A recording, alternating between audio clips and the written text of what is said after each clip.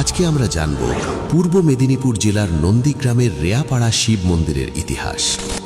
আজ থেকে প্রায় ৬০০ বছর আগে মনসা মঙ্গল কাব্যের চাঁদ সদাগর বণিক উৎকল অর্থাৎ ওড়িশা থেকে বাণিজ্য করতে যাবার সময় এই অঞ্চলে নোঙর করেছিলেন বিশ্রাম নেওয়ার জন্য। তখন এলাকাটি ছিল জঙ্গল ও জলাকীর্ণ। তিনি বিশুদ্ধ জলপানের জন্য এই জায়গায় একটি কুয়ো খনন করতে গিয়ে কোদালের কোপ পড়ে এক অদ্ভুত পাথরের ওপর, যেখানে স্থানীয় এক গাভী প্রতিদিন দুগ্ধ বিসর্জন করত।